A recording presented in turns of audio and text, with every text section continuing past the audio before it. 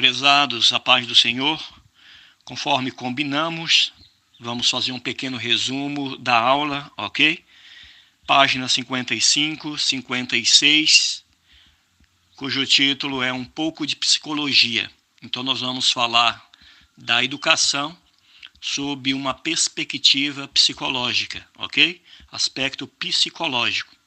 O título, Um pouco de Psicologia. Aí tem como subtítulo o despertar da consciência. Vem primeiro sinal, segundo sinal e assim por diante. O que é que trataríamos nessas páginas aí? Um pouco de psicologia. A educação sob uma perspectiva psicológica, ok? Quando a gente fala o despertar da consciência, nós estamos falando que convém orientar as crianças sobre esse despertar da consciência, ou seja, precisamos falar para as nossas crianças que existe o certo e o errado, que existe o que pode e o que não pode, que existe pecado. Nesse sentido, estamos despertando a consciência. Consciência essa que, na verdade, já está no interior de cada criança, à luz do que Paulo ensina aos romanos. Quando nós trabalharmos com as crianças sobre essa perspectiva do pecado, sobre esse despertar da consciência, nós precisamos ter cuidado para não apresentar um Deus tirano à luz da cultura bem católica, né? Onde se pagava, ou ainda se paga o preço através de sacrilégios, tá certo? Enfim, e não pela graça. Nós precisamos, acima de tudo, revelar o grande amor de Deus. Mas esse revelar o amor de Deus, a graça, não significa dizer que não exista o pecado, que não exista a culpa. Não que nós tenhamos que pagar como se por um castigo, mas em virtude do conhecimento, da consciência desse pecado, da consciência desses erros, buscamos em Deus ajuda, tanto para a salvação como para a melhoria do nosso comportamento, ok? Então, é importante não esquecermos de despertar isso, de mostrar através de lições diversas que existe sim o certo e o errado, e não relativizarmos à luz das filosofias mundanas, ok? Portanto, é isso que estaríamos despertando, ensinando às nossas crianças. Faça a compreensão aí nessas páginas. Então, mostrar que temos essa lei interior e que todos os nossos feitos têm uma consequência, de que aquilo que o homem planta, ele colhe. Então, isso faz com que criemos nos nossos alunos, nas nossas crianças, enfim, filhos, essa questão aí da responsabilidade. Eles serão, naturalmente, a partir desses princípios, como sujeitos sociais com responsabilidades, como pessoas que, tendo atribuições sociais, ok, seja no ambiente familiar, seja na igreja, eles se comportem com responsabilidade.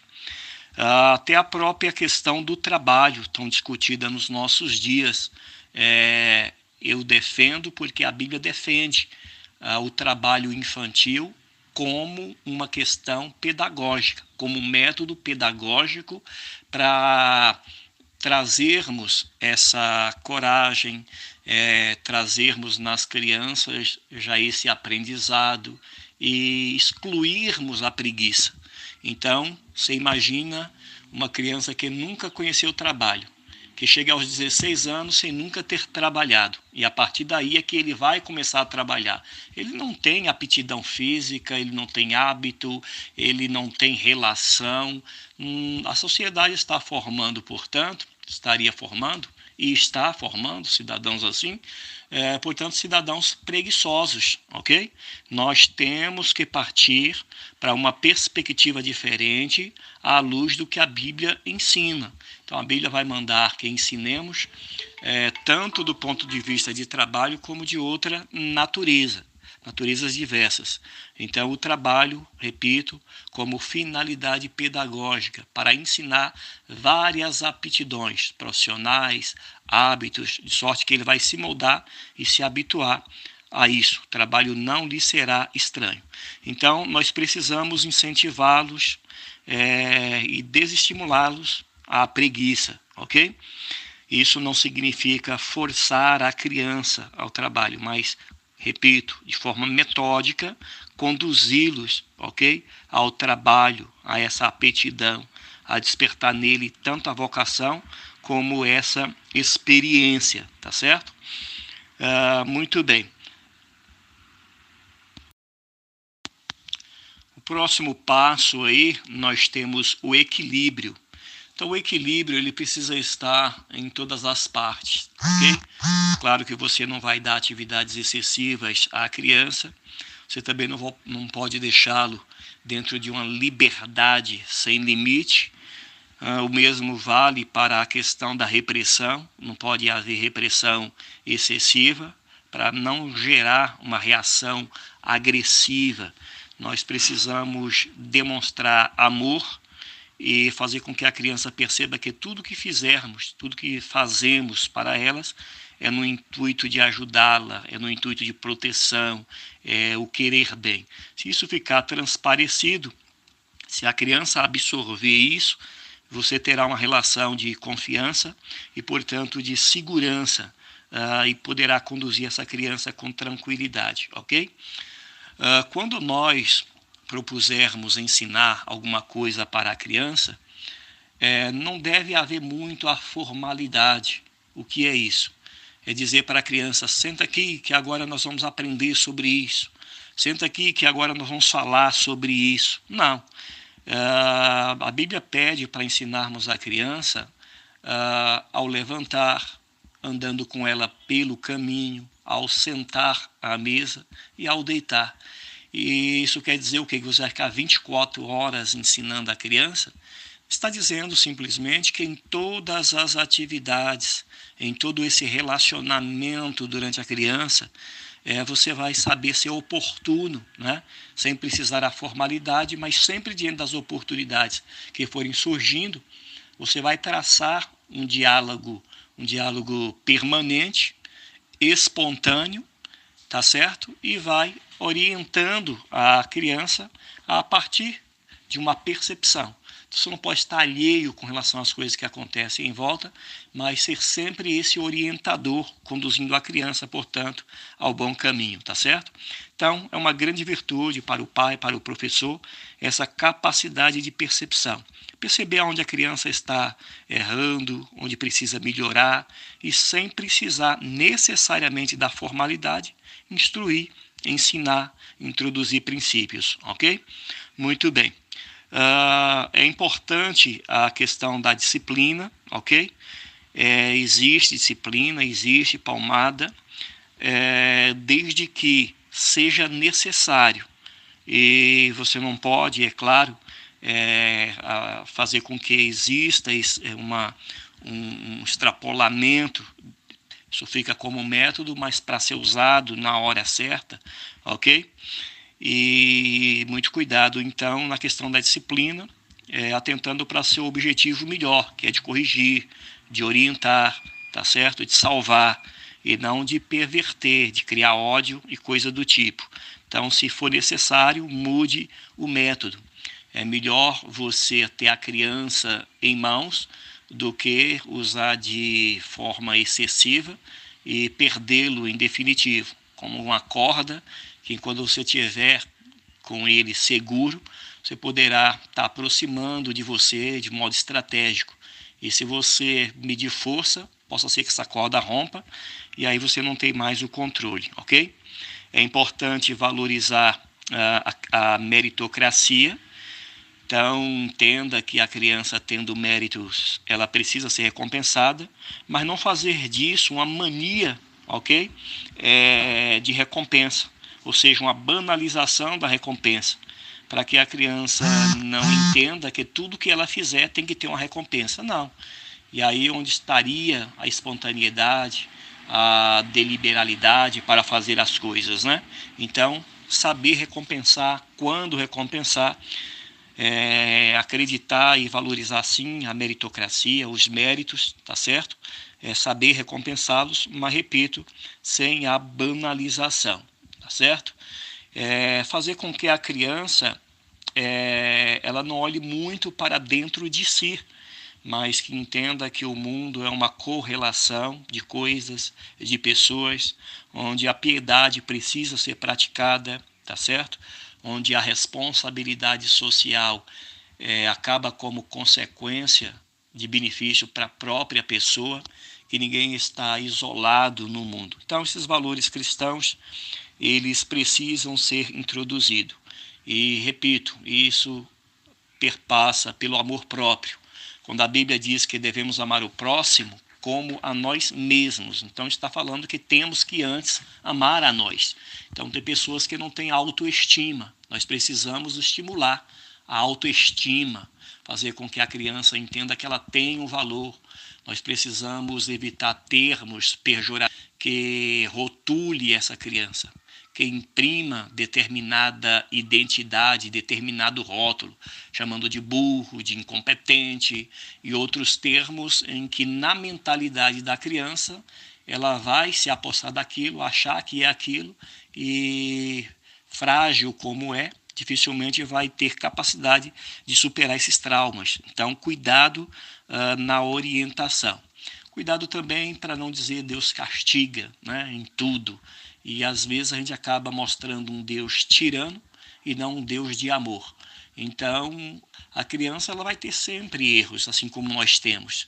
E todas as vezes que tiver um erro, ela vai enxergar um árbitro, Deus, punindo, castigando. Então, mostra que Deus sabe, conhece, mas que acima de tudo estará ali para ajudá-la nas fraquezas, tá certo?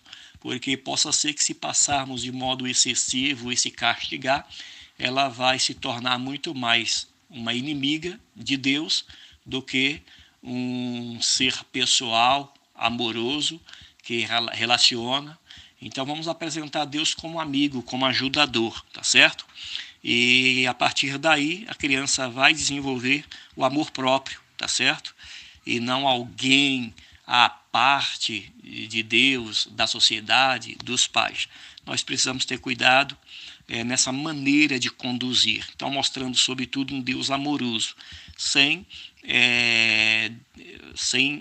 negar, sem esconder o despertar aí da consciência dos erros, que é inato ao ser humano, mas que tem um Deus ajudador, ok? E amoroso acima de tudo. Então, estimule situações que façam com que a criança valorize a si mesmo, tenha autoestima, possa se amar, para depois amar os demais. É o que diz Tiago, né? Que se alguém diz que ama a Deus, mas aborrece o seu irmão, o que acontece, né? Tem uma mentira nisso aí. Então, amar a si mesmo é importante, autoestima, estimule isso, amar a Deus. Naturalmente, ela vai ter um respeito para com as pessoas em sua volta. Então, o próximo ponto vai falar da educação do respeito, encontre aí, ok? A educação do respeito. Então, a filosofia moderna, à luz do que eu mesmo já ouvi em conferências, simpósios de educação, de treinamentos de professores, aulas pedagógicas e coisa do tipo, tá certo? Que a criança que coloca o dedo em Richter na cara do professor, ouvi isso de um palestrante, hein? Ou no pai e desafia dizendo que ele está errado, esse é o sujeito social da escola nova. Então, é uma escola que vai de encontro aos valores cristãos, que tira a autoridade da família, que, aliás, já é proposital. Eles pregam a separação da família, o desrespeito à família, porque eles veem a família como essa questão hierárquica e como essa valorização do respeito. Crianças que respeitam os pais, naturalmente vai respeitar as autoridades, vai respeitar pessoas na sociedade. Quando a criança não tem respeito pelo próprio pai, né, ele vai ter respeito por quem? Né? Quem vai gerenciar e o conduzir e o sujeitar, entre aspas, melhor do que os pais? Quando perde esse respeito para os pais, ele logo desrespeitará qualquer regra e qualquer autoridade. Então, o princípio, ou seja, o pressuposto dessas ideologias é exatamente criar esse ser questionador, não questionador no intuito do aprendizado, mas questionador no sentido do desrespeito, no sentido de jogar todos esses valores e princípios, né, por terra, de quebrar esse paradigma para que surja uma outra sociedade. E eles têm lá as pretensões que não convém aqui mencionar, não é o objeto do momento. Mas, enfim, valorizar a educação pelo respeito, à luz do que a Bíblia nos orienta, tá certo? Então é importante que a criança perceba que tudo isso se dá por amor, tá certo? Ainda na questão do respeito, meus amados, é importante que arrastemos as nossas crianças, nossos filhos, pela força do exemplo, ok? Então, por exemplo, pais que se vestem bem, compram coisas boas para si, a criança faz uma leitura. A criança vai perceber que não existe amor, que existe um egoísmo, né? E isso não significa dizer que você vai comprar tudo o que ela queira. Então, são detalhes que a gente precisa estar atento. Não podemos achar engraçado tudo que a criança diz, tá certo? Palavrões só porque ela falou, ainda sendo um tanto criança para falar, pode demonstrar uma situação de inteligência, mas tem o desrespeito atrelado aí. Ela não pode ser valorizada por uma coisa que efetivamente é errada. Então, muito cuidado. Outra coisa são pais parciais. Tudo que a criança, que o filho dele faz, tem razão. Então, se em um confronto, seja de ideia, de qualquer natureza, com uma outra criança, o pai sempre vai querer tomar partido a favor do seu filho. Não. Onde estará o senso de justiça dele? Que cidadão social será esse? Se ele estiver errado, faça saber que ele esteja errado. Se entrou em uma briguinha, entre para separar e oriente ele os caminhos. Participe para o pai, participe para a professora, para a diretora. E muitas das vezes nós vimos os pais dizerem, se brigar, mete a porrada, né? Então cria sujeitos violentos. E isso, ele vai esboçar isso, muitas das vezes até com a própria família, com o próprio pai, achando que a vida é isso, né? Confrontou, não tem o Estado de Direito, não tem autoridades para mediar, não existe lei, é uma sociedade onde a força prevalece. Então, é um sujeito violento. Nós temos visto pais incentivarem armas para as crianças no intuito de saber se defender. Não vamos entrar na questão ideológica, tem um panorama aí muito amplo para discussão, ok? Mas, enfim, a Bíblia não condiz com a incitação de violência. Então, tudo isso nós precisamos fechar as portas, ok? Ainda na força do exemplo, ele não vai ser um homem de oração se não vê o pai e a mãe orando. Você não pode incentivá-lo à leitura se ele nunca viu você com um livro lendo. Você vai orientá-lo acerca da leitura da Bíblia e a valorização da Bíblia quando ele não vê você mesmo demonstrando esse valor. Ele não pode ter interesse para a igreja quando você mesmo despreza os compromissos, os cultos, né? Ele não vai respeitar a autoridade do pastor e vê-lo como homem de Deus, bem como a professora da escola dominical e tantos outros, quando percebe você mesmo falando mal dos pastores, ou de algum membro, ou de alguma conduta, ou de algum trabalho na igreja. Às vezes você pode até fazer essa crítica construtiva e tranquilo, mas na mente da criança, né? Então precisamos ter cuidado com isso e arrastá-lo pelo exemplo. Na outra página vai falar sobre a fragilidade da educação pública. Se eu for falar do nosso contexto, a gente vai demandar muito tempo. Não tenho dúvida, nós temos uma escola aparelhada. E aí vem o famoso debate, né, que está em vigor ainda, que é a escola sem partido. Seria, num primeiro momento, entre aspas, até um absurdo dizer escola sem partido e defender a escola sem partido. Eu defendo, mas num primeiro momento seria um absurdo defender a escola sem partido. Por quê? Porque o ambiente acadêmico, o ambiente escolar deve ser o lugar mais apropriado para discutir política, para discutir questões sociais, problemas sociais, políticas de governo, gestão e etc. Né? Discutir todas as filosofias. O problema é que hoje um aparelhamento e não existe discussão, existe uma imposição de determinadas ideologias. Nesse sentido, se faz necessário que hoje não tenha, né, essas ideologias, porque só elas existem ali. Os próprios professores já foram aparelhados, preparados em universidades para lecionar isso. São atores que foram pensados e ninguém conhece outros senão esse, Piaget, Vygotsky e outros tantos, Paulo Freire. São os três que foram inseridos na pedagogia do nosso país, e a gente citaria centenas de outros autores, né, teóricos da educação, outros métodos que, quando temos interesse em saber, a gente precisa traduzir fontes e pesquisar outras fontes. Outros são mais clássicos, mais conhecidos, mas para nós só chegaram esses, ok? E aí eu falaria do meu ambiente em sala de aula, em simpósios, seminários, fóruns de educação, ok? Onde, como professor, eu recebia essa bagagem toda para pôr em prática.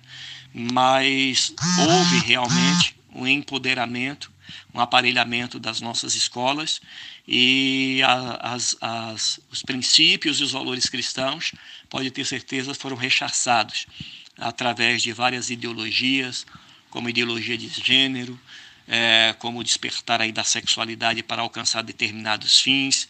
Tem muitas coisas aí que precisam realmente ser mudada, ok?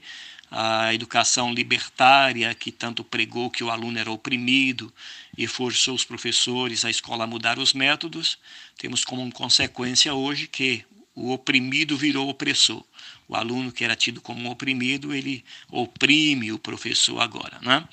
Então, no Brasil, a ideologia de gênero veio para valer, e nós poderíamos ressaltar grandes ensinadores ao longo da história, como Robert Reich, né, que propõe ensinar as crianças na Inglaterra, uma Inglaterra violenta, através da Revolução Industrial.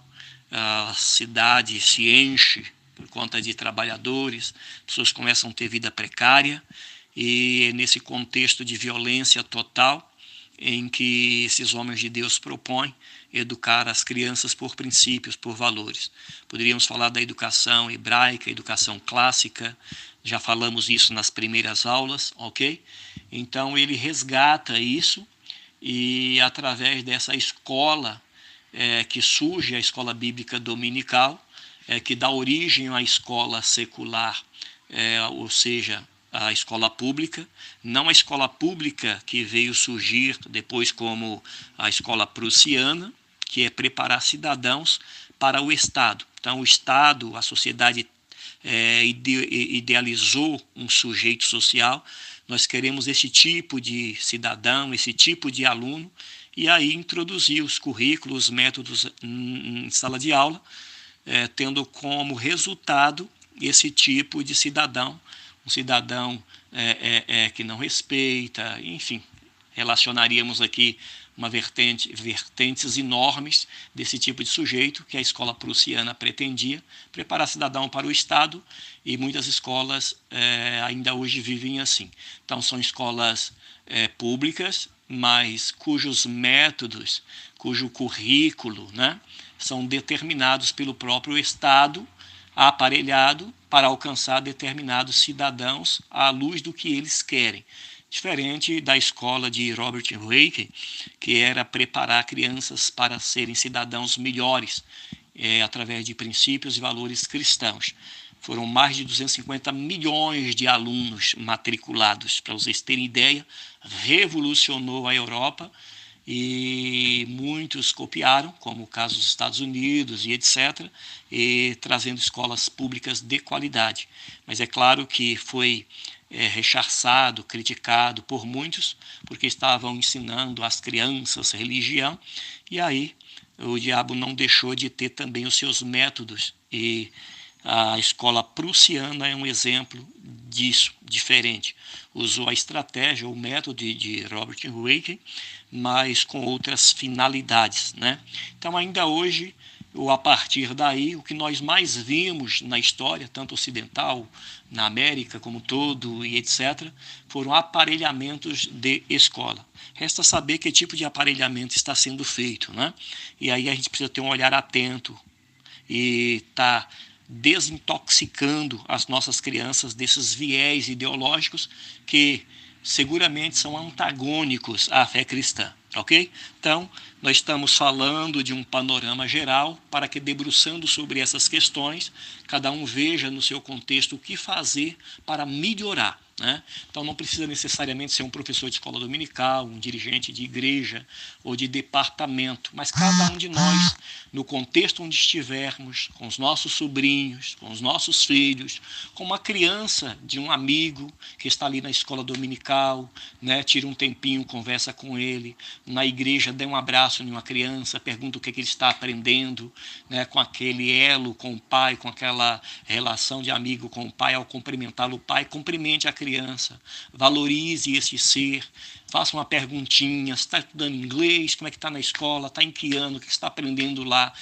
E muitas das vezes uma, duas palavras que nós dirigimos a essas crianças, às vezes tem mais resultado do que o pai, que às vezes tem dificuldade e que, como disse o próprio Jesus, o profeta às vezes não tem honra na sua própria casa. Mas se você tirar um tempinho ali, 3 minutinhos, e introduzir princípio nessas crianças, conversar com o outro, introduzir princípios, for educando à luz do seu convívio, da sua relação com eles, nós poderemos ter muito êxito, ok? Deus abençoe. Até o próximo áudio. Tem uma coisa que está muito em moda, meus irmãos, praticada em várias partes do mundo, em sociedades desenvolvidas, países de primeiro mundo, e no Brasil está havendo uma discussão acerca do homeschooling, que é a educação em casa. Entenda que isso parte de pais e educadores que estão vendo esse aparelhamento nas escolas e que estão percebendo que as suas crianças estão verdadeiramente sendo prejudicadas, tanto do ponto de vista acadêmico, científico, como no que diz respeito a valores morais e éticos, ok? Por conta disso, os pais têm procurado suas próprias metodologias e formas de ensino. Se você não pode dar um suporte para a criança, muito embora ela esteja em sala de aula, né? E deve-se ter a preocupação de buscar o melhor lugar. E a Constituição, como tratados internacionais, rezam que a educação é de responsabilidade dos pais. A Bíblia também vai assegurar que a educação é de responsabilidade dos pais, ok? Mas nós estamos percebendo cada vez mais o Estado querendo tomar posse das nossas crianças para introduzir o tipo de educação que eles têm, objetivando o ser social que eles querem. Mas que tipo de criança, que tipo de ser social você quer? Um cidadão dos céus, uma pessoa de respeito, caráter ilibado, né? O respeito aos pais, à família, com os valores cristãos, ou fundamentado nas ideologias marxistas, como nós temos percebido em nossa escola, ok? Nesse sentido, eu saio em defesa do homeschooling, que é a educação em casa. Isso não quer dizer que a mãe que não tem um primário vai educar o seu filho, mas que ele o tenha e o conduza no tipo de educação que ela queira. Então, ela pode entregar o seu filho para uma escola confessional, para um grupo de pessoas na igreja que estão dispostos a ensinar, que ela pode associar com uma família que presta esse tipo de educação, enfim, que fique sobre a responsabilidade dela, as crianças. E aí que o Estado faça a avaliação. Então, isso está sendo caminhado, está sendo encaminhado para uma regularização, para uma normatização, para que, com respaldos legais da lei, os pais possam ter essa condição de ter os filhos e conduzi-los onde quiser. E é claro que, havendo isso, não faltará grupos de estudos, tá certo? E o tempo que o Estado quer, fala-se muito em tempo integral. Ok, tempo integral, mas para fazer o que com as nossas crianças? Para incutir o tipo de atividades que nós vimos aí? A creche. Muitos pais acham que é vantagem ter uma creche que coloque a criança 3, 4 anos. Nós não estamos cegos com relação à realidade do tempo presente, onde os pais precisam trabalhar, mas nós queremos despertá-lo para o problema de deixar crianças com 3 aninhos, 2 aninhos, seja 5 anos, em uma creche o dia todo, aprendendo o quê? Aprendendo o que o mundo ensina. Você acha que as pessoas lá vão ter responsabilidade de educá-los para a vida? Introduzir valores cristãos como você faria, ou um meio apropriado faria? De jeito nenhum, até porque eles não são. Pelo contrário, são segmentos, muitas das vezes, antagônicos à nossa fé. Nesse sentido, precisa haver um cuidado, uma atenção. É importante? Nesse momento é importante. Eu preciso sair, preciso trabalhar, preciso deixar meu filho na creche. Mas até onde você vai fazer isso? Pelo resto da vida? Então precisamos ter um cuidado, uma atenção para ver até onde vale a pena. Porque senão a gente vai ganhar alguns dinheirinhos com que intuito? De dar uma vida melhor para os nossos filhos. Só que essa vida melhor nós estamos fazendo com uma mão e destruindo com outra. Ou melhor, destruindo com a outra e com os pés, porque o pouco que vamos ganhar talvez não vai ser suficiente, ou não teremos o tempo e condições para reverter o dano que eles estão sofrendo nesses ambientes.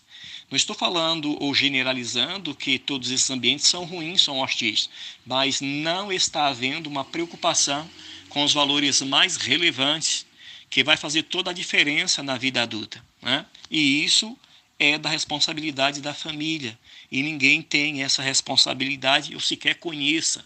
Nós que conhecemos os valores cristãos, precisamos ter essa preocupação. Então não pense que uma horinha de escola bíblica dominical aos domingos, isso para os filhos que frequentam, vai fazer a diferença de 4 horas, 8 horas, que eles todos os dias têm uma carga muito pesada. Então não vai ter o cidadão, o filho que você gostaria. Então precisa haver uma atenção com relação a isso, dedicar mais tempo, que aliás é uma virtude do pai, o pai que dedica tempo ao filho. Então não vamos nos excluir dessa responsabilidade que Deus nos deu, e que também é legal, a Constituição dá esse direito dos pais cuidarem da educação dos filhos. Aí me faz lembrar de Daniel. Eles chegaram lá, inseridos em um contexto, né, aparelhado lá do Estado babilônico, e eles foram forçados a seguirem todas aquelas regras. Mas o que eles disseram? Olha, faça um teste depois e vê quem sobressai melhor. E eles sobressaíram, tanto em condições físicas, saúde, como intelectualmente melhores. Então, é esse o desafio, né? Deixe as crianças por conta dos pais. Vou colocar na escolinha da igreja, e a igreja precisa trabalhar e nesse sentido, graças a Deus que já está havendo essa preocupação de estabelecer escolas, né? Então, você vai entregar a uma família que também já cuida do homeschooling, e, enfim, nós vamos criar meios, situações para que as nossas crianças sejam educadas com esses valores que nós acreditamos, ok? Deus abençoe, até o próximo áudio. Assim o mineiro fala, né? Psicologia, despertar da consciência. Ó, primeiro sinal. O primeiro sinal do despertar da consciência consiste em distinguir o eu do não eu. Essa distinção ainda vaga na criancinha de colo se cristaliza pela oposição da criança ao seu meio. Antes de dizer eu, a criança diz não. O adulto age muito mal em lhe censurar quando deveria ajudá-lo a reconhecer seus limites e a tomar posse do seu instrumento. Da criança, na primeira fase, é impressionante que a gente tenha essa dificuldade de compreender isso, né? Mas se você se colocar no lugar dela, ela é um ser para quem tudo é novo. Então ela primeiro, ela está tentando entender o que é o seu próprio corpo, né? Entender o que é o seu próprio ser. Então, a criança, ela brinca com os seus próprios membros, com a sua mão, ela começa a estabelecer desafios, né? Quando você coloca um brinquedo ao alcance dela, quer alcançar. Então a criança vai primeiro se descobrindo para construir seu eu. Só quando ela constrói o seu eu, ela começa a separar o seu eu das demais coisas. Então, inclusive, num primeiro momento, ela e a mãe é como se fossem uma mesma coisa. Existe uma separação entre ela e a mãe. Ela entende que no mundo só está presente esse ser que é constituído por ela e a sua mãe, que é a voz mais próxima a ela, ou quem for mais próximo a ela, né? No caso, uma mãe não cuida, não cria, né? Não dá nenhuma atenção à criança, é quem ficou mais próximo. E aí, quando ele fala aqui, a criança descobre o não, é quando então a criança começa a manifestar, né, algum tipo de reação ante alguma coisa estranha que ela não goste, não lhe causa prazer. Ela começa aí a formar, né, a sua própria consciência e começar a fazer essas escolhas básicas, né? Então ela começa a formar. Lidar com isso é quando você, criança, ter várias experiências. Então tem muitas escolas hoje que estão atendendo um público de crianças muito novo e estão começando a entender, principalmente porque a pedagogia hoje, a psicologia estão muito unidas. Então a psicologia tem contribuído fortemente dentro da pedagogia. Então o que eles incentivam é que a criança, desde uma fase bem nova, ela tenha diversas experiências. Então ela vai começar a ter contato com várias cores diferentes, várias texturas, ela vai começando a ter contato com diferentes tipos de alimentos, e assim ela vai aumentando o seu repertório. Quando ela vai aumentando o seu repertório, você vai desenvolvendo a capacidade dela, primeiro, de conhecer, para depois de conhecer, você vai treinar essa criança, vai ser outro bem, na forma como vai se relacionar com esses objetos, com esses seres, com as outras pessoas. A escola é bem melhor, nesse ponto, a escola vai ser muito mais eficaz do que a família. Porque a família vai ter a criança no seu próprio seio, né, particular, individual. Se ela não tem outros irmãos, ela não vai ter um convívio com uma outra criança, né, de idade próxima ou de mesma idade. Então tudo vai ser para ela, centralizado nela. É muito fácil, nesse viés, desenvolver-se um egoísmo muito forte. Então, quando a criança vai para uma escola, ou pelo menos para um grupo, por exemplo, a igreja, a criança que frequenta uma igreja, tá certo? Onde ela recebe os primeiros princípios da fé, onde ela tem um zelo, um cuidado, né, para com ela, onde ela percebe pessoas se manifestando, pessoas, né, com diversos tipos de atividades, ela vai começando a ser incentivada na socialização. Ela começa a descobrir que ela tem que dividir o brinquedo, que ela tem que ouvir quando a outra pessoa está falando, que ela tem que respeitar alguns símbolos de autoridade. Isso é extraordinário. Isso aí vai antecipar para a criança o que só muito depois a escola ia começar a trabalhar. Quando a criança, no meio de uma igreja que tem uma atenção ao seu público infantil, que fornece um espaço, que fornece os objetos necessários, que apoia, né, aqueles que estão trabalhando na área do ensino, ela passa por esse preparo, ela chega na primeira escola adiantada já, porque ela teve experiências e teve esse relacionamento de grupo, né, essa socialização. Ela chega praticamente socializada já, aprendendo a lidar com o comportamento em grupo, aprendendo a lidar com regras, né, aprendendo a lidar com... aprender a respeitar o espaço do outro, a vez do outro. Então a gente tem a questão da primeira infância, os primeiros sinais, e a possibilidade já de ir trabalhando na criança, né, e moldando a criança nesse comportamento, né, que respeita o coletivo. Segundo sinal, ele diz aqui, consiste em precisar e estender o campo de visão da consciência, como se fazem para os olhos com as lentes de aumento. Assim como podemos servir-nos de lentes tanto para estudar os micróbios como para contemplar os astros, também se pode orientar a consciência, seja para a introspecção ou para a contemplação. O conhecimento do eu contingente nunca poderá ser mais do que uma etapa no caminho que leva a consciência ao conhecimento do absoluto, ou antes é um desvio. Do íntimo de si, o adulto termina por encontrar Deus, mas a criança não é como o adulto. Forçada a sondar seu próprio íntimo, ela não encontra aí absolutamente nada. Como poderia ser de outro modo, uma vez que sua consciência ainda é difusa?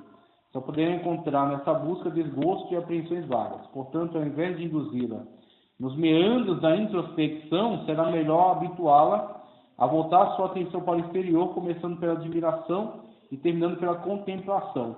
E aí você vê a criança quando ela está em contato com coisas que promovem o desenvolvimento.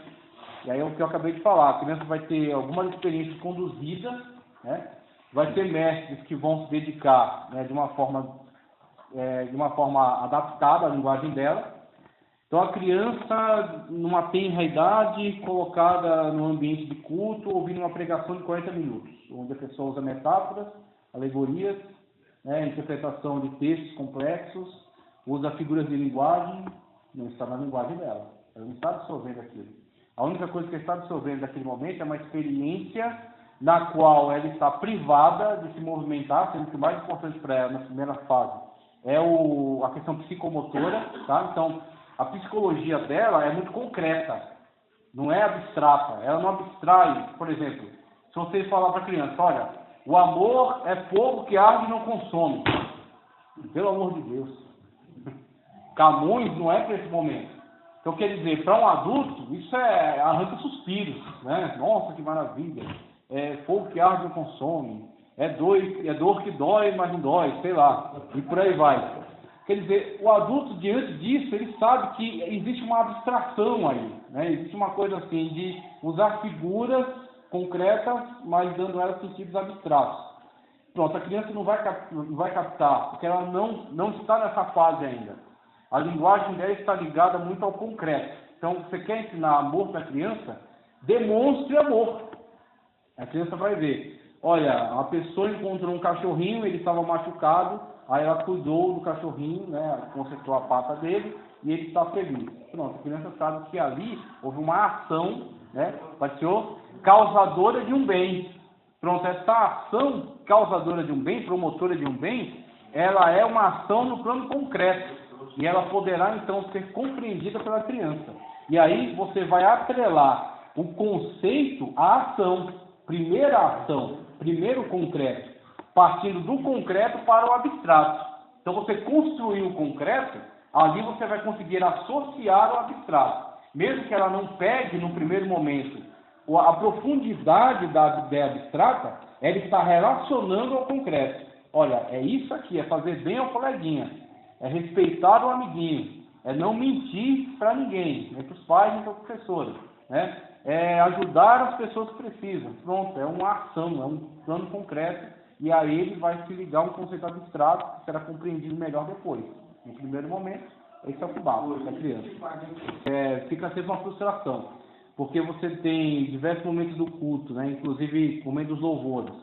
Num momento desses, você não percebe tanto o incômodo causado pelas crianças, porque ela está vendo atividades, movimentações, aquilo distrai ela um pouco.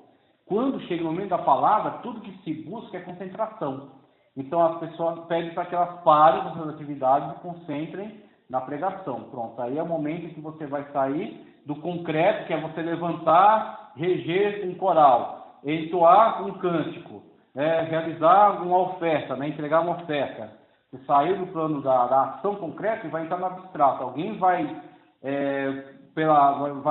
trazer uma homilia, né, uma palavra, né, vai trazer uma pregação, e o público vai ouvir e trazer um entendimento na sua mente, no seu plano da mente, pensamento, abstrato. Isso está acontecendo tudo dentro do campo das ideias. Tá? O campo das ideias, o campo da espiritualidade, podemos dizer assim, a criança não participa desse vídeo. Ela está à parte. No momento que ela está à parte, ela vai começar a buscar algo do seu interesse. Ela vai rasgar copo, ela vai chacoalhar a chave, ela vai gritar, ela vai correr, vai descer, vai querer correr. Por quê? Porque é a natureza dela. E não adianta pensar, nossa, o demônio está começando a agir no meio da igreja. Veja só. Não, filho. Não é. É falta de compreensão. Tá certo? Então, se você quer que as crianças respeite-as primeiro. Nas suas características, nas suas limitações. E aí você vai fornecer à criança algo que seja na linguagem dela. Então a criança, durante os outros momentos do culto, ela até consegue estar ali e não causar estorvo. Ela está vendo atividade, ela está num ambiente que chama o interesse dela. A partir do momento que entra para a pregação, você sabe que algumas faixas etárias não participam daquela pregação. Elas não compreendem. Algumas sim, quando a criança começa a despertar, já está no letramento, já consegue ler, já consegue entender algumas ideias, ela já começa a participar um pouco da pregação, começa a aguentar alguns momentos. A atenção dela também não é muito longa, ela aguenta 10, 15 minutos, mais que isso ela já se distrai. Mas antes disso, não tem condições, aí tem que ser uma pregação, você pode até pregar a mesma mensagem para uma criança, só que tem que pregar na linguagem dela. Aí, por exemplo, você vai pregar, segue Bartimeu. Lá você vai pregar, você vai ler o texto, você vai trazer exemplos, vai relacionar, fazer a paráfrase, relacionar com a vida das pessoas e tal. Para a criança, se você pegar um objeto desse aqui e fizer um fantoche para ela, tinha aqui um homenzinho cego na beira do caminho. E ele estava tristinho porque ele era cego, ninguém dava nada para ele, as pessoas não gostavam dele, as pessoas não chamavam ele para as festas, ele ficava lá sozinho. Aí passou, ele ouviu falar. Uma pessoa cega consegue ouvir, criança? Sim, ela ouve, ela é cega, mas não é surdo. Muito bem. E aí ele ouviu que Jesus estava passando. Aí a criança vai começar a criar no imaginário dela a partir do elemento concreto que está sendo fornecido. Tá? Então você estabeleceu uma ponte de linguagem com ela. Agora, se você não estabelecer essa linguagem, você não está se comunicando com ela. Você está simplesmente ignorando. E ela, sendo ignorada, vai agir conforme a sua fase, a sua idade. Então, a igreja precisa compreender isso para poder atingir esse público. Se ela não compreender, esse público vai sendo tolerado, e a relação não é muito boa, e chega um ponto até que, em algumas situações mais graves, chega até o ponto em que alguns pais se veem constrangidos, se veem entristecidos, às vezes uma chamada de atenção mais séria, capaz até de constranger alguns pais e, infelizmente, alguns até deixar a igreja. Fica negativa, é um perigo.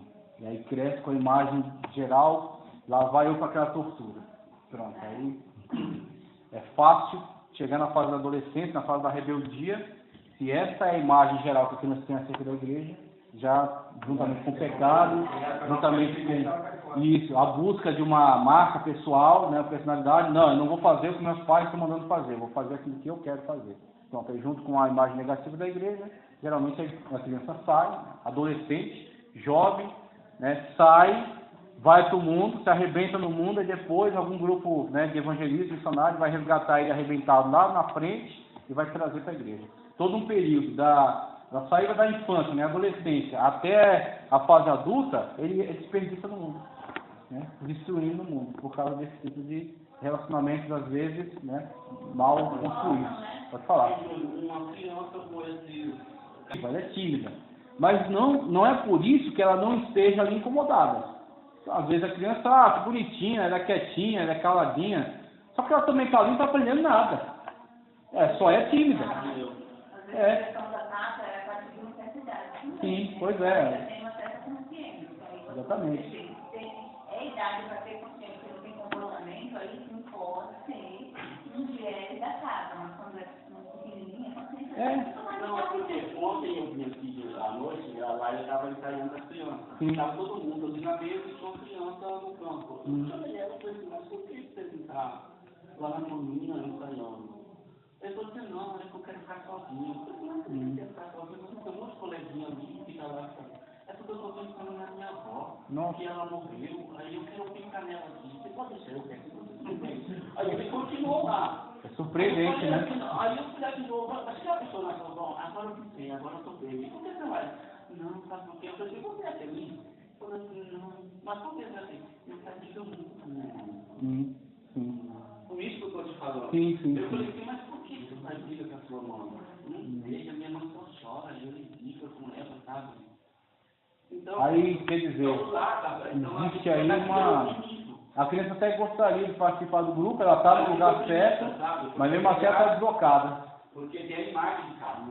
E aí, quando você aborda essa questão, que de fato é muito séria, e a igreja pode intervir nisso aí, cabe, com certeza, um pouco mais de preparo também daquele que está à frente, professor, líder de grupo, regente, né? Ou o obreiro que estiver mais perto, nem você foi até a criança perguntar. Cabe, às vezes, o preparo de uma pessoa que pode fornecer ajuda, chegar, tentar falar na linguagem dela, entender o problema e, às vezes, encaminhar, né, para alguma pessoa orientar, né, uma conversa um pouco mais íntima, comunicar algum conceito bíblico que possa confortar aquela criança, fortalecer. Realmente, você vê que você se surpreende, percebe que a criança, às vezes, não percebe as coisas. E a criança, na verdade, ela já está absorvendo aquele clima negativo, né? E aquilo, mesmo que ela não consiga entender, ela já está pensando acerca.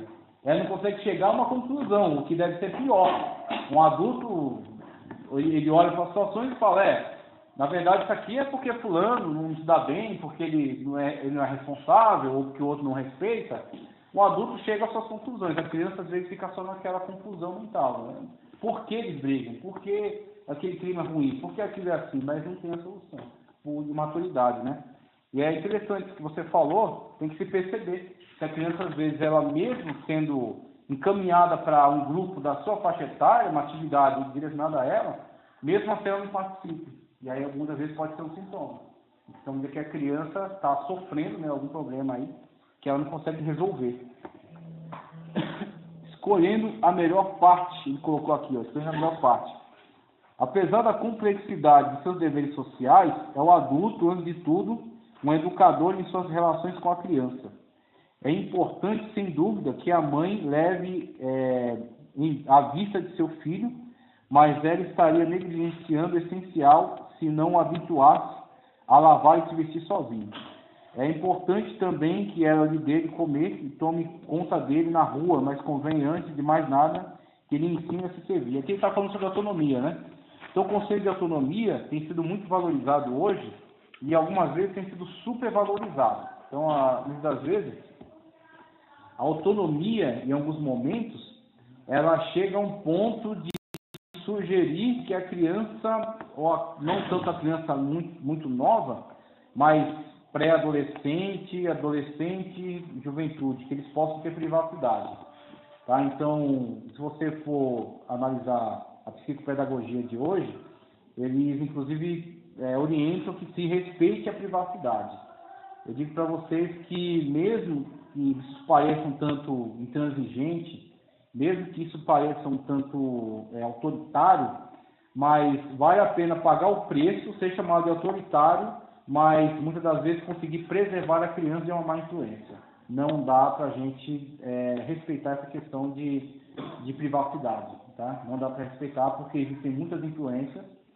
Você não imagina a quantidade de influências a que a criança está sujeita, tá? Então, você pensa às vezes que conhece todo mundo do seu filho, mas você não conhece, tá? Então, a criança às vezes na escola, ela tem contato ou com professores com determinado viés, né, de pensamento que você não concorda, que é nocivo, que é perigoso, e você não está na sala de aula para acompanhar, tá?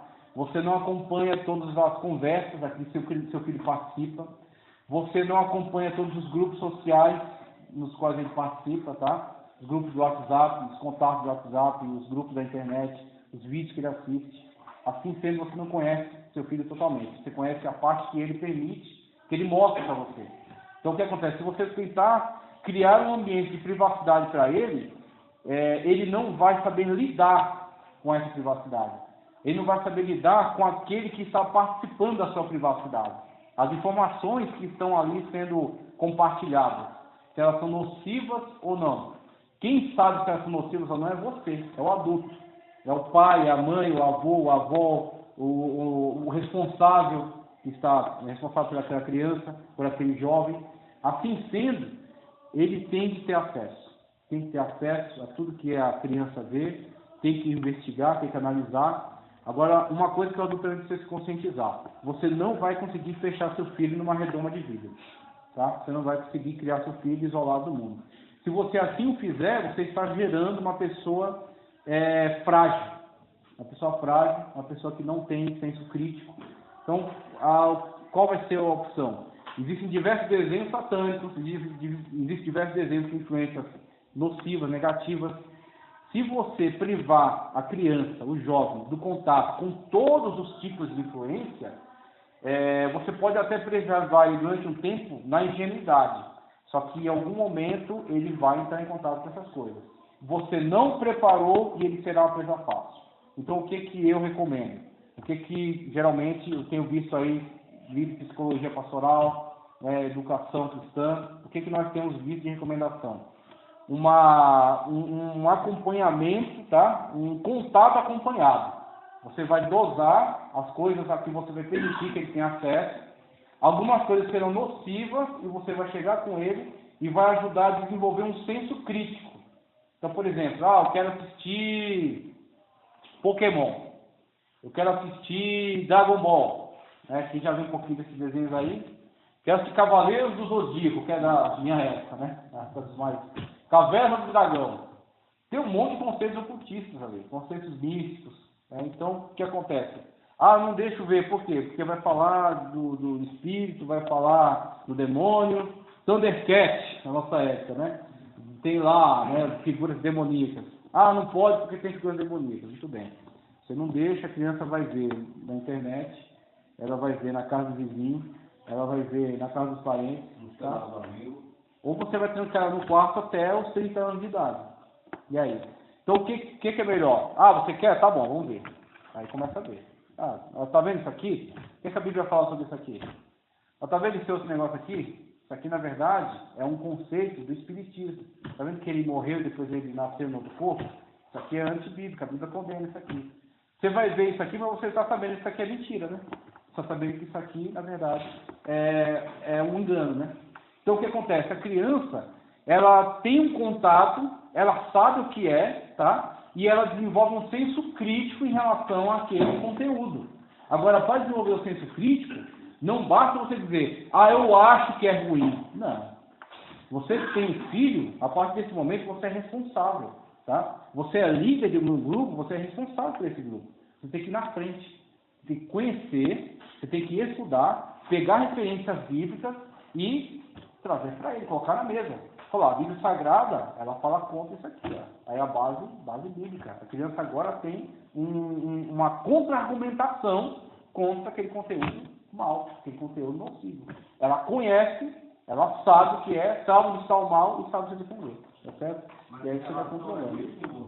Coisas do... Tem três olhos, aquele negócio de ter chifre. Exatamente. Não adianta eu falar e não mostrar eu porque tudo bem, vou falar que aquilo não presta. E sabe o que eu mim? Por que Jesus presta? Exatamente. E agora? Não presta, por que Jesus presta? Só porque você acha? Porque então, vai. Fica naquela, é o gosto do meu pai. Você vê que conforme está passando o tempo, nós, pais, nós adultos, estamos ocupados com tantas coisas, com tantas preocupações humanas, e acabamos deixando de fazer essa parte Exatamente. Não só ser pai ou mãe, participar. É isso aí. Porque isso que você falou, eu faço até cada minha grande, mas de cada grande. Sim. Eu procuro, eu não quero saber, se o celular tem senha, eu quero que tire a senha. Exatamente. Eu quero acompanhar.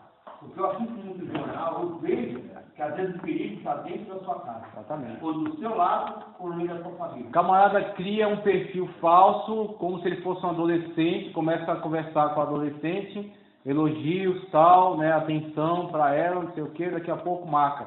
Vamos se encontrar numa praça. E ali vai ser a última vez que você vai ver sua filha. Vale a pena a privacidade? Não vale. É melhor você entrar nos espaços, saber ceder um pouco para ter experiências, mas ceder controlando. Tá vendo? Eu cedi, eu confiei em você, para fazer isso aqui. Mas eu quero saber como é, quem é, onde está, como está acontecendo. Eu quero ter acesso.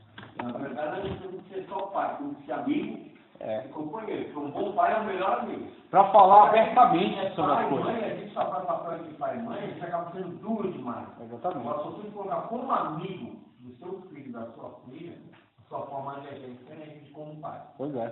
Mas isso é o que está faltando, infelizmente. Por exemplo, não é para o meio cristão, isso é numa sociedade geral. Né? Por exemplo, dá liberdade à criança de perguntar o que ela quiser, por mais difícil que seja. E aquele tempo onde o pai, a mãe davam um olhar para a criança e com isso ela ficava, né, não abria a boca, ou estava dois adultos conversando, a criança não passava no meio, essa época já foi, passou. Então, Uma época que deu resultado. deu resultado, só que acontece. É verdade. a geração daquela época, sim, eu sei, e eu também sou. A geração daquela época, eu vou te falar que existe qualidade e existe defeitos. Veja só, quais são as qualidades? O respeito à autoridade, esse tipo de coisa. Mas qual o defeito? Aquela geração procurava cuidar, vamos dizer assim, protegendo, isolava a pessoa de certos contatos. Quando virou a geração, agora aquelas crianças que tornaram os adultos, eles tentaram se comportar da mesma forma. Só que qual é o problema? O mundo em volta deles mudou.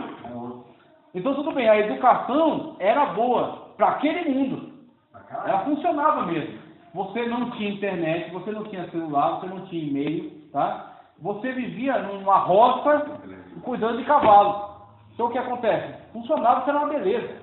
Agora o que acontece? Quando você é inserido no mundo em que, tá bom, seu pai não quer que fale sobre homossexualismo com você, ninguém vai falar. Só que a televisão vai mostrar. E aí? Não vamos falar então? Vamos deixar a televisão ensinar? Ela vai ênfase. Pode falar, ó. Hoje estava lá na Globo News, né? Agora, veja só, a gente está com 13 minutos empregados, com todos os problemas. O que foi parar na mão da justiça? Os pais estavam tendo uma ação julgada porque o defunto estava de morrer era transexual. E aí não podia ter a certidão de óbito com o nome de trans, o nome social. Sim, o nome que ele queria e quer saber. O que é isso? O que é o nome social? Exatamente. Por que ele queria se chamar Maria, sendo que ele tinha barba? Então, a criança vai procurar saber, meu filho. Então, aquela educação, ela foi boa para aquela época. Ela não funciona mais. Mas só que nós também não poderíamos exigir nada dos nossos pais naquela época, porque eles não tinham. Não era a época deles, só que é a nossa. Não tinha a própria liberdade de educação que a gente tem hoje. É por isso que eu estou dizendo. Eu não condeno aquela educação. Eu não condeno aquela educação. Só que ela era boa para a época dela. A nossa época, nós temos que... Sem dúvida, o respeito aos adultos continua o mesmo, o respeito a Deus, o respeito às autoridades, né? O comportamento em casa continua a mesma coisa. A hombridade, o homem ter palavra de homem, a mulher ter o comportamento correto, continua a mesma coisa. Só que tudo isso agora está inserido dentro de um mundo da informação. Enquanto os pais, na época deles, se a criança conversasse, perguntasse sobre algumas coisas, o pai dizia logo: que conversa é essa, menino? Por que você quer saber disso, menino?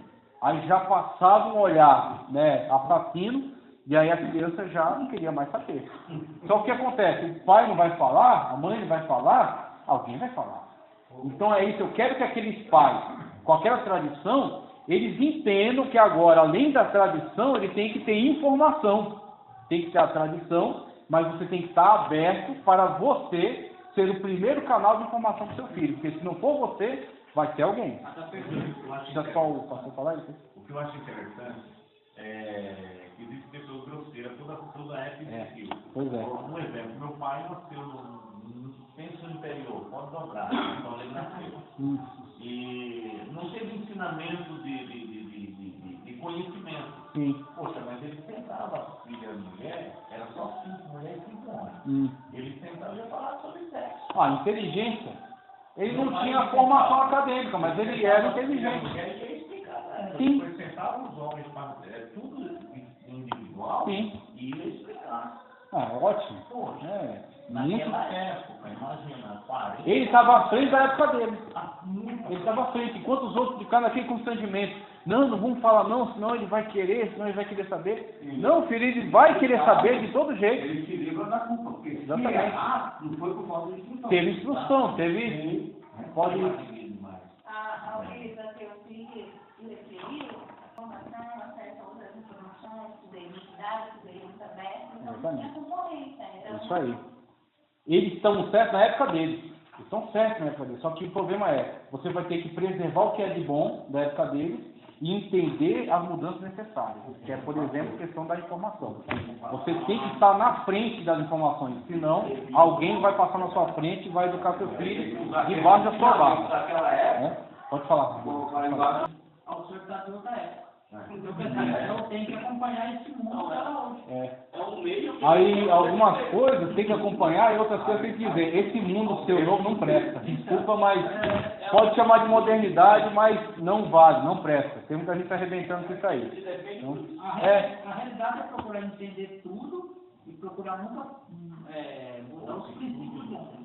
agora os pais hoje têm que estar abertos para informar os filhos, para conversar abertamente. Não tem que ter assunto proibido. Se tiver assunto proibido, é nesse assunto proibido que ele vai se interessar e que ele vai procurar uma orientação de fora, e aí a pessoa educa seu filho debaixo da sua barba. Quando você perceber, você nem conhece mais seu filho. Mas toda a vida foi assim. É? Toda a vida. Só muda a era. Mas toda a vida a gente sempre se interessou pelo proibido. O proibido é o que mais chama atenção. Desde Adão. Quando você pega aquilo que é proibido e você explica, aquilo perde o interesse. Fala, isso aí eu já sei o que é, cara. Minha mãe já falou, meu pai já falou, isso aí é besteira. Vamos estudar, vamos procurar o que é bom. A ascensão da personalidade é o que Maria tentou fazer com Jesus, no sentido de controlar toda a ação dele. E aí Jesus precisou colocar ela no lugar dela. Mulher, não é chegada a minha hora, lá no Caná da Galileia. Que os pais às vezes têm que fazer, antecipar o filho, para o filho não sofrer nenhum tipo de problema, né, nenhum tipo de constrangimento, né, de decepção. Ele tenta antecipar os passos do filho. É quando ele vê aqui que, infelizmente, não há condição. A pessoa tem que ter a experiência dela. Então, mesmo que você fala, olha, isso aqui é ruim. Enquanto ele não vivenciar, né, então o que acontece? Existem algumas situações que vão ser vivenciadas. Claro, existem situações que têm que ser evitadas assim. Por exemplo, a criança não precisa ter contato com drogas para saber que drogas são ruins. Então você vai falar, você vai, se preciso, a criança está muito curiosa, leva no centro de reabilitação, leva para conversar. Ó, fiquei na cocaína, me acabei, perdi minha família. Ó, tá aí, ó o resultado da cocaína. Olha o resultado da maconha. Leve lá na rua do pessoal. Dá uma passada de carro. Vai fazer o equilíbrio, né? Ó o pessoal, exatamente. Aí mostra para a criança.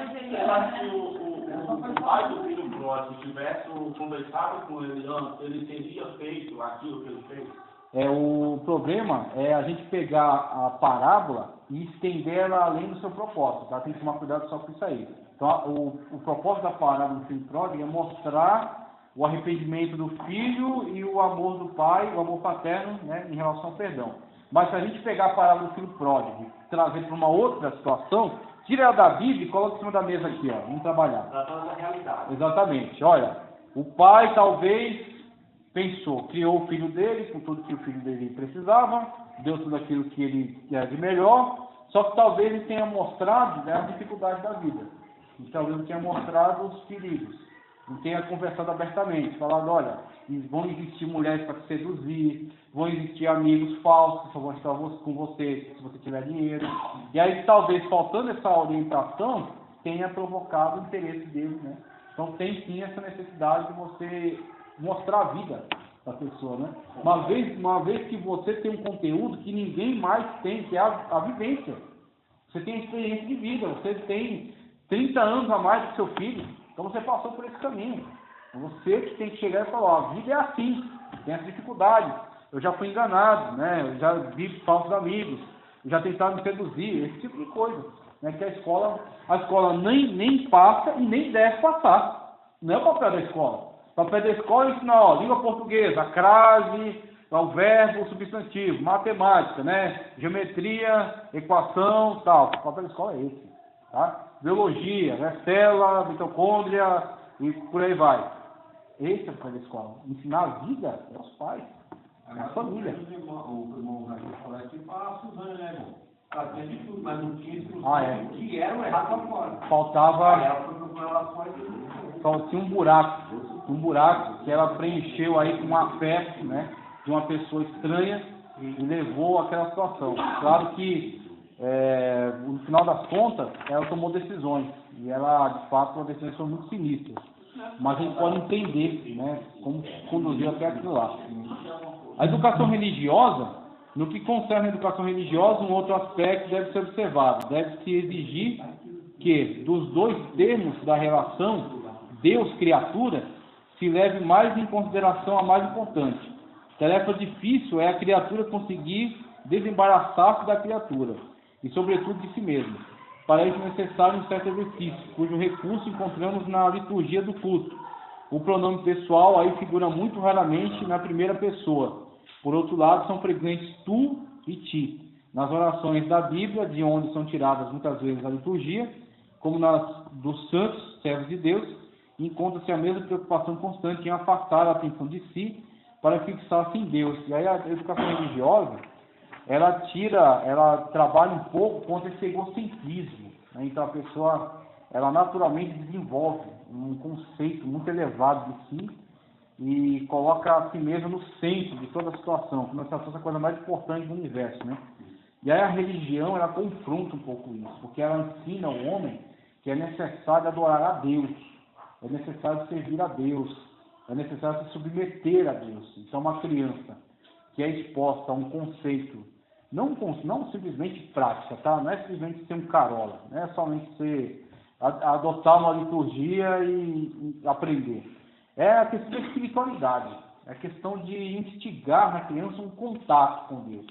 E aí, nessa perspectiva do concreto, né, sempre usando essa linguagem da criança, o que você acha que vai ensinar mais? Uma aula de meia hora falando sobre oração, os referenciais bíblicos sobre oração, ou seu filho ter a oportunidade de ver um momento em que você tem um momento com Deus, um contato com Deus.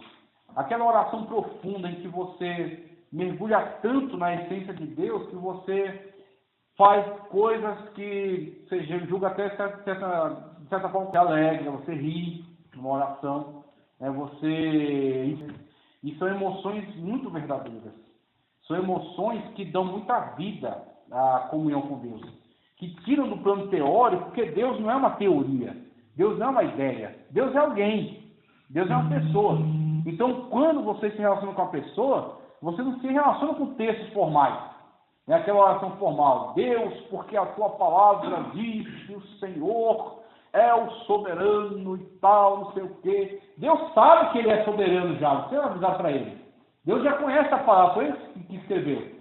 Agora, aquela oração, onde a pessoa está lutando com Deus por alguma coisa que ela precise, ou ela está adorando a Deus tão profundamente que ela perde um pouco, né, da ética, da conduta, da etiqueta, aliás, da ética nunca, da etiqueta, né, um pouco, ela borra a maquiagem, ela bagunça um pouco o terno.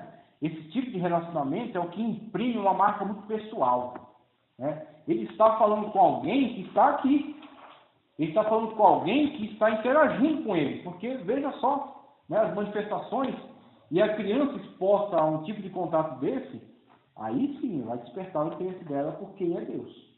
Não estou falando de religião, eu estou falando de Deus, eu estou falando de espiritual. Aí ela vai saber, meu pai conversa com alguém, mesmo que eu não veja. Existe alguém ali, alguém de fato está interagindo com a minha mãe. Minha mãe, ela estava, né, cabelo para cima, estava demônio aqui, estava batendo em tudo. De repente ela entrou, ela fez uma oração, ela voltou uma pessoa transformada. Quem conversou com ela, né, para que ela tivesse transformação tão forte?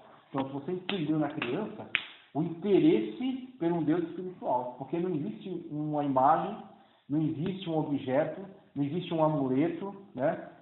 E por isso que eu detesto essa prática de colocar um copo com água em alguma coisa. Você está tirando o espiritual e colocando no material, tá? Isso é uma idolatria, isso é um fetichismo, tá certo? Isso é um totemismo. É um tipo de culto no qual o objeto é poderoso, o objeto é importante, tá? Então, quando você faz isso, você está destruindo a espiritualidade. Então, quando você ora a Deus, essa oração ela atinge um nível no qual a pessoa percebe que há algum relacionamento, pronto, você está ensinando para ela o que é ter comunhão com Deus, ter contato com Deus. Depois o que vier de teoria é só para ajudar, mas o principal você já fez. Você instigou nela o interesse por Deus. Com relação ao equilíbrio, ele diz aqui, ó, uma criança para crescer bem estruturada necessita de alguns cuidados essenciais no curso de sua emancipação. Para isso, o adulto precisa conduzi-la com equilíbrio. Esse tem sido um dos grandes problemas do adulto, encontrar o ponto de equilíbrio. O equilíbrio é um fator necessário, não só para as crianças, mas também para todos nós. Mas aqui estamos tratando da estrutura de desenvolvimento da criança. Pode o adulto exercer sobre a criança uma ação todo-poderosa e mesmo assim não ser bem-sucedido por falta de equilíbrio. Pode, pela magia de suas palavras, suscitar entusiasmos, tanto mais ardentes quanto são irrefletidos. Pode estimular a imaginação e a vontade até provocar atos de heroísmo. E pensando estar fazendo uma grande coisa, estaria causando distúrbios na personalidade da criança. Pois certos estados de espírito produzem fenômenos concomitantes, psicológicos e fisiológicos muito marcantes. Assim como o medo pode provocar a amnésia, a gagueira ou a erupção cutânea. Também a exaltação pode duplicar as forças físicas e inspirar uma coragem heróica. Mas uma vez esgotado o potencial emotivo, sobrevém a depressão, a fadiga, o tédio, a atonia e o desânimo. Não foi isso que ocorreu com o profeta Elias em 1 Reis 19? Essas variações de temperatura psíquica não proporcionam um clima favorável ao desenvolvimento de uma personalidade equilibrada. É necessário, pelo contrário, uma atmosfera de calma, serenidade para elaborar lentamente essa obra-prima da vida moral, a constância. Veja só. O texto dele aqui é muito interessante. E o principal que a gente percebe aqui, em relação a essa fala dele, é uma coisa que tem faltado certamente em muitos lares. Quer ver um erro? Que é bem difícil de você apontar, porque você corre um sério risco quando você faz isso. Tem que apontar esse erro de trás da porta. Os pais, às vezes, eles pensam que o filho é propriedade particular dele. Isso aí é duro. Quando você fala isso, a pessoa quer negar de todo jeito. Só que, se ela ponderar um pouco, ela começa a perceber que, de fato, ela se comporta com o filho, como se o filho fosse uma propriedade particular dele. O homem pensou dessa maneira durante muito tempo. Foi, na verdade, a Bíblia Sagrada quem libertou as pessoas desse conceito. Esse conceito era tão forte que ele é legalizado. Em Roma, o direito romano dava ao pater família o direito de vida e morte sobre os filhos. Eu digo para vocês, até depois de casados. O pater família, o chefe, que era como uma tribo mesmo, o chefe tribal, ele tem direito de vida e morte. Então, se o pai, por algum motivo, dissesse que não dá para sustentar essa criança, o que você vai fazer? Ou você vai matá-la, ou você vai abandoná-la num bosque. Um escravo pode encontrá-la e criá-la como bastardo, ou pode ser devorado por animais. Então, não tem nenhum problema com isso. Quem libertou desse conceito foi o que os romanos julgavam uma nação muito atrasada, né? Mas que, na verdade, por causa da revelação bíblica, era uma das nações mais avançadas do mundo, e que depois legou essa cultura ao cristianismo, que é a cultura judaico-cristã e a revelação bíblica. Os filhos pertencem a Deus. Todos pertencem a Deus. Então, o que acontece? Os filhos não pertencem aos pais. Assim sendo os pais, eles também têm limites. Os pais não podem fazer o que quiser com a criança. Eles têm limites para se relacionar com ela. E dependendo da forma como eles se comportam com as crianças, Deus cobra deles. Deus vai requerer da mão deles, né, um mau tratamento que tenham dispensado às crianças. Então, existe, com relação à criança, não é o domínio, a possessão, e sim a responsabilidade. Você está criando este homem, esta mulher, para a glória de Deus. Porque ele é criatura de Deus. E filho por adoção, por causa da graça de Jesus Cristo. Então você está criando ele para a glória de Deus. Tá certo? Você não tem direito total sobre ela. Você não pode fazer o que você quiser sobre ela. Aonde entra a questão do equilíbrio. Os pais, né, o pai, a mãe, eles têm os meios deles de tentar manipular as emoções das crianças. E esse tipo de manipulação, por exemplo, o medo. Como o adulto recorre ao medo para lidar com as crianças. É uma covardia. É extremamente covarde. Quando você diz que a criança não pode fazer isso porque um bicho vai pegar. É uma falência da sua educação. Não pode fazer determinada coisa porque você não deixou. Acabou. Eu não deixo você fazer. Ou então ela vai fazer, que nem um professor meu de antropologia, ele uma vez falou pra gente sobre como ele ensinou a filha dele que era arriscado ir para a beirada do parapeito do prédio. Ele disse, o meu prédio, no meu apartamento não tem rede. Eu não fui. Eu mostrei para minha filha por que ela não pode ir lá. Eu fui com ela lá, eu avisei lá embaixo, portaria primeiro, né? Falei que eu ia fazer isso. Eu fui com ela na beirada, peguei um ovo, e mostrei para ela. Joguei o ovo, aí o ovo foi lá e espatifou no chão. Falei, pronto. A mesma coisa acontece com você. Se você subir aqui e cair.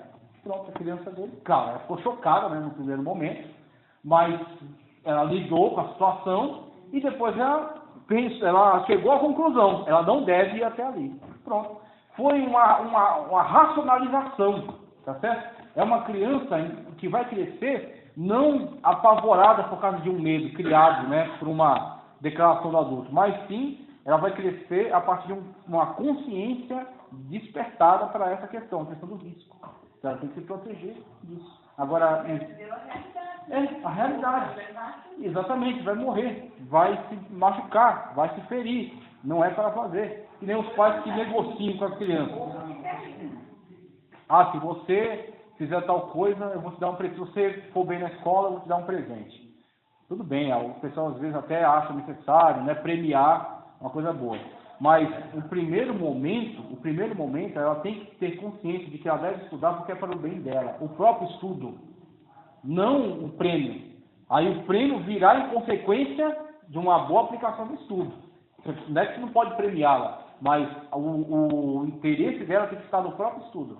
Tem que estudar. Exatamente. Dá porque você quiser. Pronto, acabou. Exatamente. Fica uma relação, exatamente, fica uma relação de troca. Uma relação muito... Ela vai sempre precisar do seu bem porque ela vai ter o retorno imediato. Você se depara às vezes com adultos em que você só consegue se relacionar com ele no nível da troca. Tudo para ele é interesse. E se em você ele não enxergar alguma coisa que ele possa sugar, que seja interessante para ele, ele não se relaciona com você.